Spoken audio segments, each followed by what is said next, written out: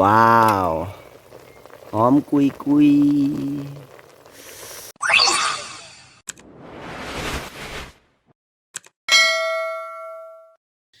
สบายดีอย่าเอ่ยมาพบกับส่องเฮด6688กับรายการฮัดพาเบิงมื้อนี้พี่น้องสีผ้าพี่น้องมากินเมนูพิเศษอ่าเดี๋ยวสิให้เบิงว่าเมนูอีสัง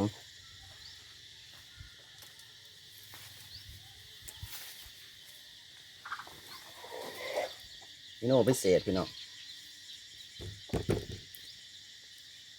กระต่ายกระต่ายพี่น้องกระต่าย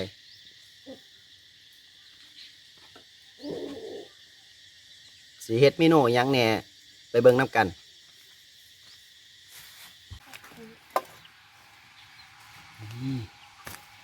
เจ๊แขวสอน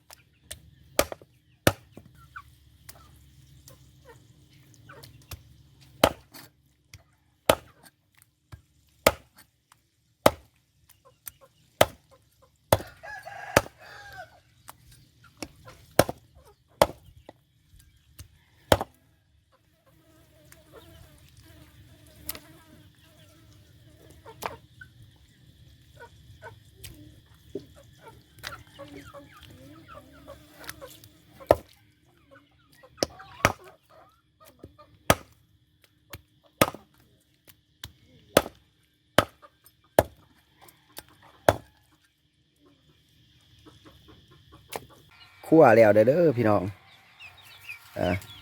สีมันงามงามนะตัวนี้สิเฮ็ดอบ ตัวนี้สิเอาไว้ปิ้งพี่น้องนะก็จะแสบตับบางเทื่อก็สิเฮ็ดอันนั้นเฮ็ดอันนั้นแจวสิท่ามาเฮ็ดแจวแล้วพี่น้องเครื่องปรุงก็สิมีอันนี้มันก็จะบอกแต่ตำเครื่องเนาะมีซิ่งไข่มีผักบัวผักเทียมแล้วก็มักพริกสีเหลืองๆนี่น้ำอันนั้นน้ำขี้เมนพี่น้องคาเสียอบ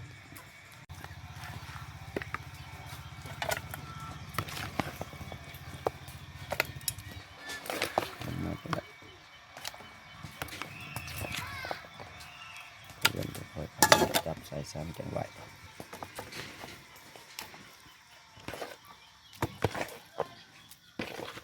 สิค่ำแล้วพี่น้องเลย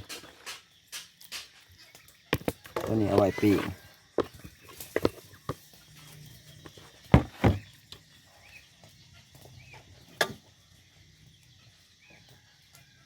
ใส่น้ำหนึ่งใส่ได้ละ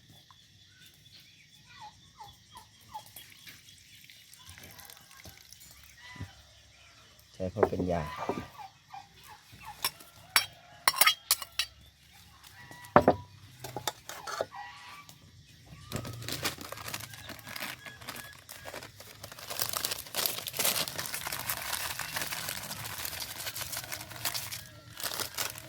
เป็นยา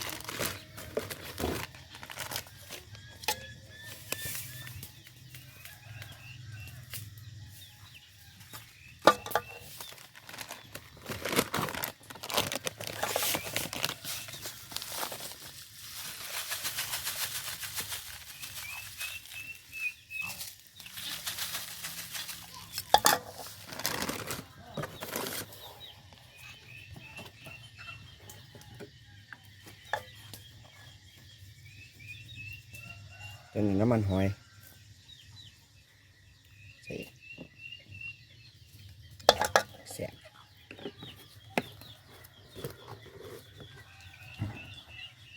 น้ำลงไปนั่น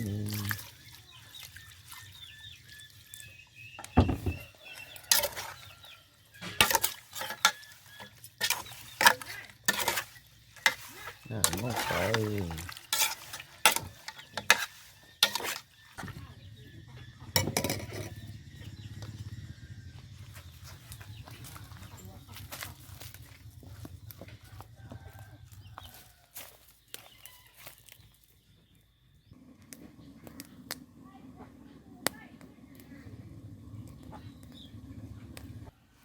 สุกแล้วพี่น้อง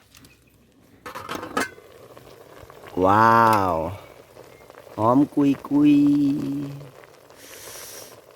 เป็นตาแซ่บบ่พี่น้องอบกระต่ายเด้อพี่น้องนะอบกระต่ายไฟเนาะ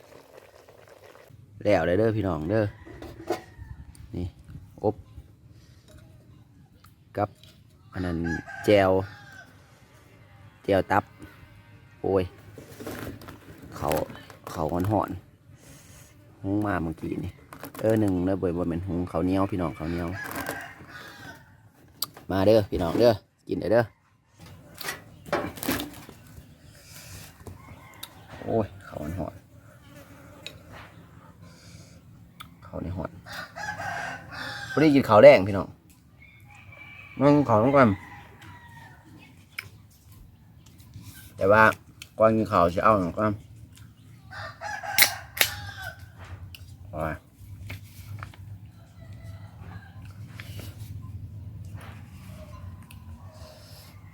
ออกน้อยหนึ่งเดี๋ยวพอฉีดไม่เห็น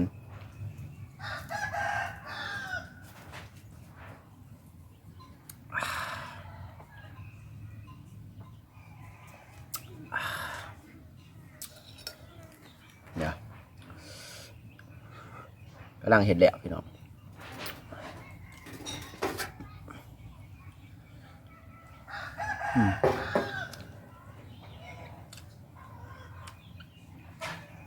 เขาแดงพี่น้อง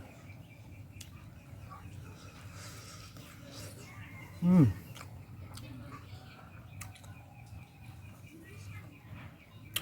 นมันอยากคือกับ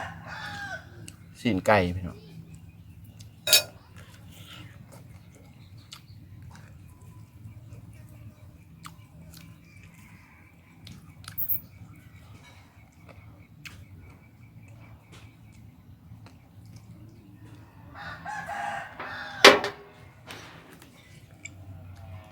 คือกันกับสีนไก่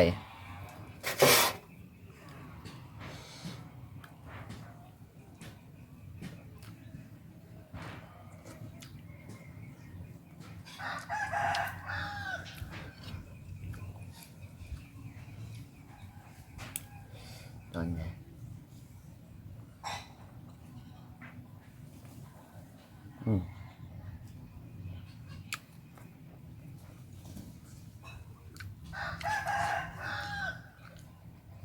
กินข้าวแรกนะพี่น้องเด้อบรรยากาศอยู่สวนหลังบาท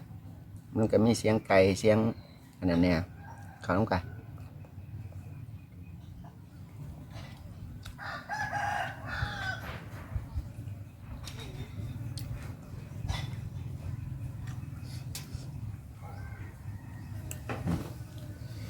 ทำยังไง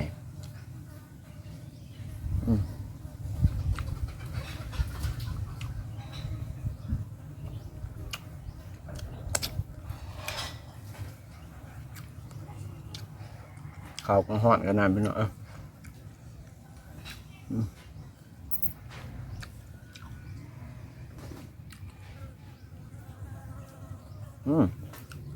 แม่งบินตำมากเลย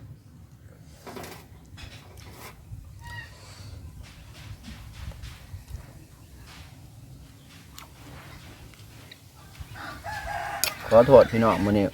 บ่มีอันนั้นบ่มีพักหาบ่ทันเนี่ยแต่เว้นมันก็คำอบดนเตอได้พี่น้องประมาณ 2-3 ชั่วโมงแหละครับเนาะจีบมากขาวกระตายแล้วพี่น้อง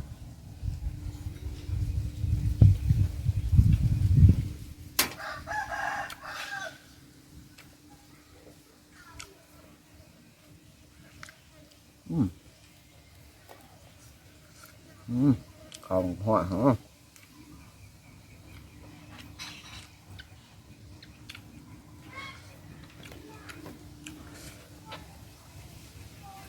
อเอาอย่างครับนะ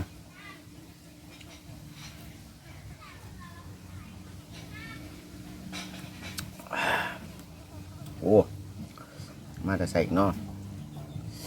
แก้วเนี่ยก็แซ่บแท้เอาตับมันเด้อพี่น้องเอาตับมันมาให้แก้ว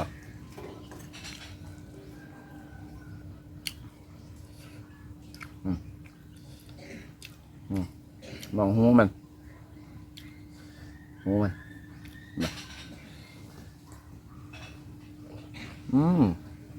ม่หรอกอ่ะ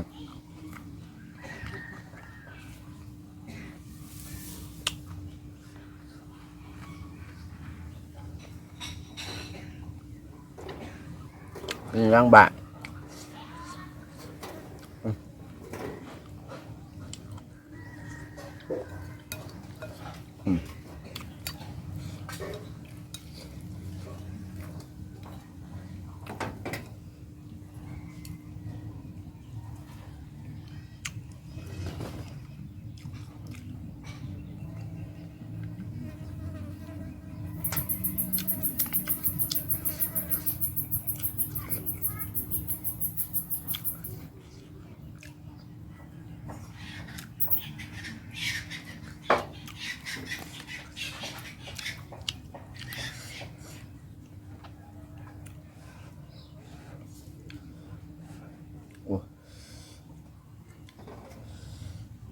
มันเข้าพี่น้อง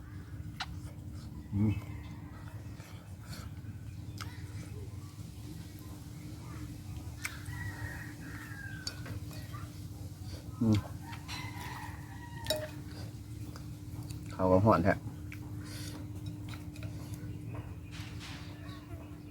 หูมัน